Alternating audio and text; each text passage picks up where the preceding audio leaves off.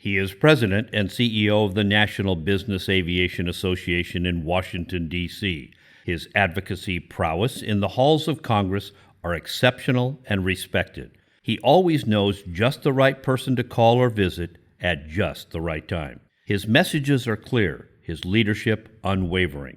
Representing more than 11,000 companies and professionals in aviation, he is keenly aware of the positive impact aviation has on the economy and its importance to virtually every citizen in America and every person in the world.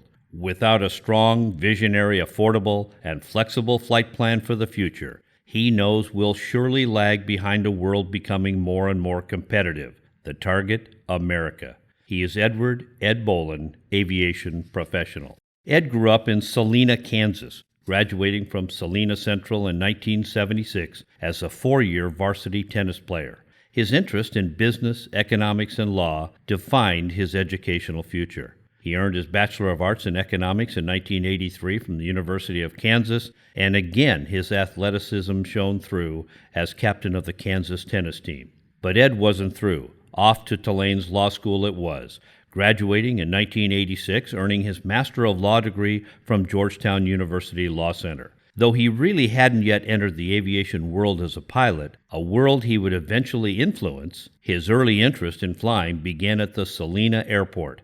His father was on the board of directors. Ed's introduction to Capitol Hill also came early as legislative director for U.S. Senator Nancy Kassebaum, Republican from Kansas. Aviation early on benefited from Ed's efforts. He was a key contributor to the passage of the General Aviation Revitalization Act of 1994. His positive aviation influence began early, ensuring his big-picture views were evenly structured with common sense, aimed at benefiting the entire aviation industry, inclusive of every aviation level and discipline.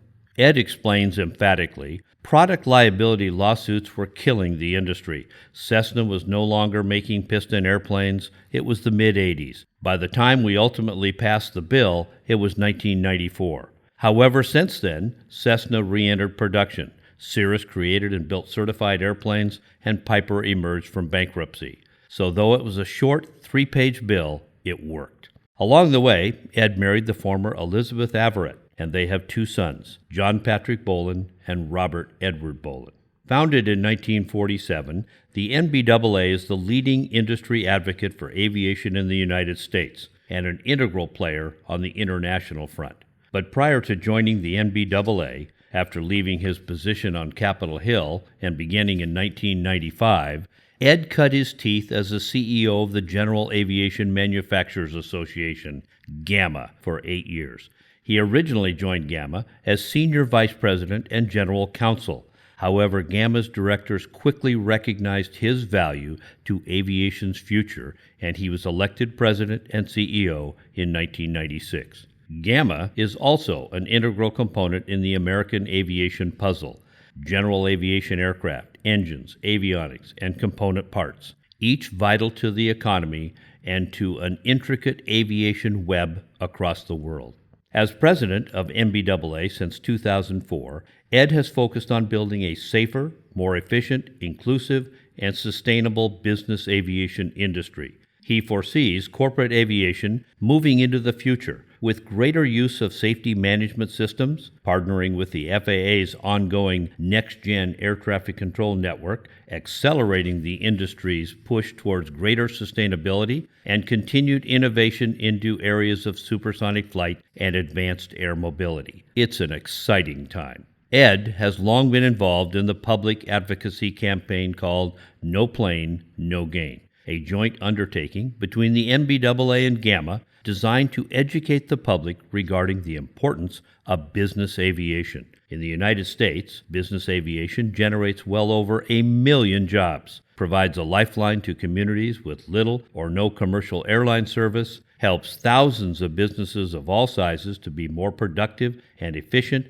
and provides emergency and humanitarian services to people in need. Ed has extensive experience in working with government agencies. In 2001, President Bush appointed him to serve as a member of the Commission on the Future of the U.S. Aerospace Industry. Established by Congress, the Commission's objectives were to study and make recommendations on methodologies required to ensure American leadership and success in aerospace in the 21st century. Working with people like astronaut Buzz Aldrin and astrophysicist Neil Tyson allowed Ed to analyze the barriers facing the United States, which could prevent world leadership in every aviation discipline. He had to know the details. Where were the pitfalls facing America? Subsequently, Ed was nominated by President Clinton and confirmed by the U.S. Senate to serve as a member of the Management Advisory Council to the Federal Aviation Administration. He chaired the council from 2000 to 2004. His abilities to penetrate just the right agencies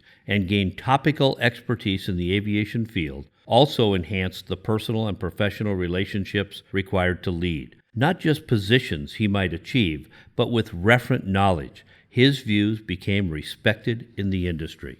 Ed is also a member of the board of directors of the National Aeronautic Association and serves on the Aviation Advisory Board of MITRE, a federally funded research and development corporation. The R&D world is critical to shaping aviation's future, and he knows its importance to the equation.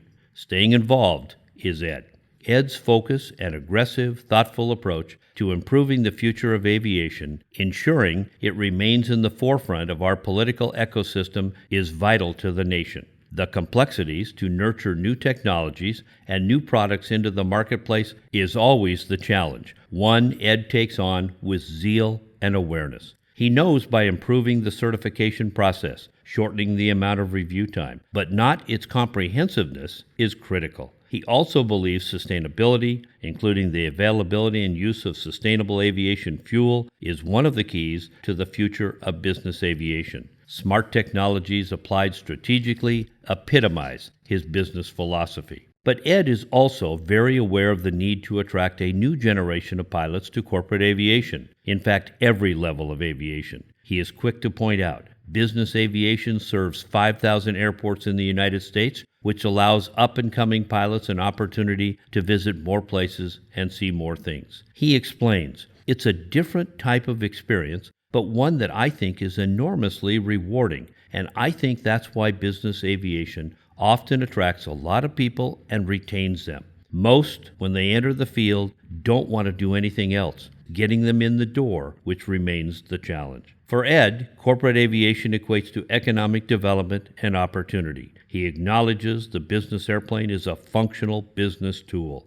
Each airplane and its crew turn travel time into productive work time. We're a more efficient nation. It reduces the time out of office and maximizes the number of quality personal business visits leadership can make. And in transit, work continues as aircraft are equipped with modern technologies, allowing continued connectivity every minute of the flight. For his innate personal and professional leadership, his political acumen spanning his entire business career, and his breadth of understanding regarding the business aviation benefits to the future of America and internationally. The San Diego Air and Space Museum takes great pride inducting Ed Bolen into the International Air and Space Hall of Fame.